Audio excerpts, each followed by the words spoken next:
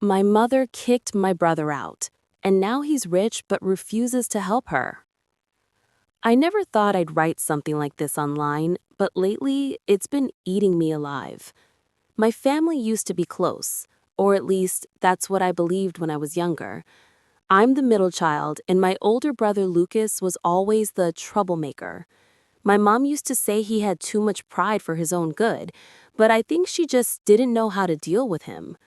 When we were kids, Lucas would always question everything. If mom said no, he'd ask, why not? If dad said, that's just how it is, Lucas would roll his eyes. He wasn't disrespectful, just strong willed. But as we got older, things got worse between him and mom, especially after our dad passed away. After dad's death, money became tight. Lucas was 19, working part-time, and mom expected him to help pay the bills. He did at first, but he also wanted to study and move out. They argued constantly. One night, the fight got so bad that mom told him to pack his things and go live the life he wanted. And he did. He left that same night with nothing but a backpack. The first few years were rough. Mom pretended she didn't care. She used to say things like, he made his bed, now he has to lie in it. But I knew she missed him. She just couldn't admit it. I kept in touch with Lucas quietly. He worked odd jobs, slept in shared apartments, and sometimes skipped meals just to afford rent. But he never once complained. He always said, don't tell mom. She doesn't need to know I'm struggling. Fast forward almost 10 years. Lucas suddenly reappeared, not in person, but in the news. I remember opening Facebook one morning and seeing an article about a young entrepreneur who built a tech company from scratch and sold it for millions. His name was right there, Lucas Andrade. My coffee nearly spilled. A few weeks later, he came home for the first time. I'll never forget that moment.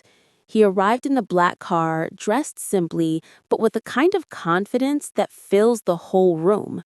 Mom froze when she saw him at the door. "Hi, Mom," he said softly. She didn't respond right away, just stared at him, like she couldn't decide whether to hug him or slam the door. Finally, she stepped aside and said, "Come in." For the next hour, they talked, or tried to. Lucas told her about his company, his life abroad, and how long it took him to forgive what happened. Mom tried to justify herself. I did what I thought was best. But he stayed calm, quiet. You could tell he had made peace with the past, but not with her. Months went by, and people in the neighborhood started whispering. Everyone knew Lucas was wealthy now. Our house, meanwhile, was falling apart. The roof leaked every rainy season, the walls were cracked, and Mom's health wasn't great. Naturally, everyone assumed he'd help her financially. But he didn't. He visited on birthdays, brought gifts, and paid for dinner sometimes. But when Mom asked to help fix the house, he said gently, "I can't do that, Mom. Not yet." She was furious. "You can't do that? You have millions." He sighed and said something that stuck with me forever. "I didn't You didn't want me in this house when I was poor. Why should I pay to rebuild it now?" Now, before anyone judges, I have to say, it's not black and white. Mom wasn't a monster. She raised us alone after Dad died, worked 2 jobs, and carried her own pain. But she also had a temper and a habit of controlling everyone around her. Lucas just refused to be controlled. Still, watching them now, so distant, so polite, it hurts. I want to shake him and say, "She's your mother," but I also understand him. I remember the nights he cried in his room before she kicked him out, the way she called him ungrateful and lazy when all he wanted was a different kind of life. Maybe his refusal to help isn't about money at all. Maybe it's about closure, about making her feel what he once felt, powerless. Last month, Mom had a health scare. Nothing too serious, but it scared her enough to call Lucas again. He didn't answer. Instead, he sent flowers and a note that said, "I hope you're okay. L." She was crushed. She held that note for hours, just staring at it. Later that night, she said quietly, "I kicked him out because I thought I was teaching him responsibility, but I think I just taught him how to live without me." That line broke me. Before I continue, if you've read this far and you enjoy true emotional family stories like this, take a second to subscribe to the channel Trying Again. It really helps, and we share stories every week that make you think, feel, and sometimes even cry a little. A few days ago, Lucas came by again. He brought groceries and stayed for dinner. It was tense at first, but there was something different this time.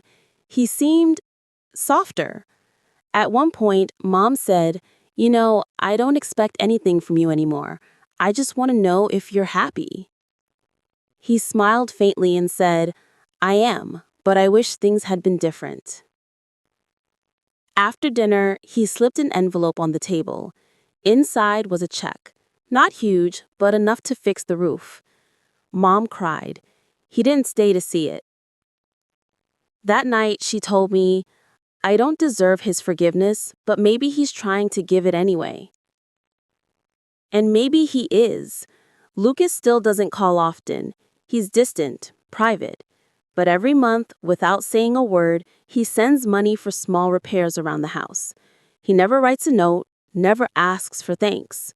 It's like he's helping without admitting he's helping, protecting the little bit of peace they've managed to rebuild. Sometimes I think about how one decision, one angry night, changed the entire course of our family. Mom thought she was protecting herself. Lucas thought he was saving his freedom. But in the end, they both lost years they'll never get back. Maybe that's what life does. It gives us time to grow, but not enough time to fix everything. If you've ever had a family member walk away, or if you've ever been the one to leave, you probably understand.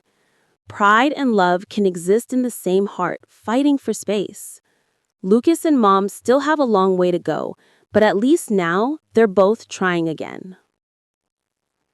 If you like this story, don't forget to subscribe to Trying Again for more true stories that hit deep. Sometimes the most powerful stories are the ones that sound like they could be our own.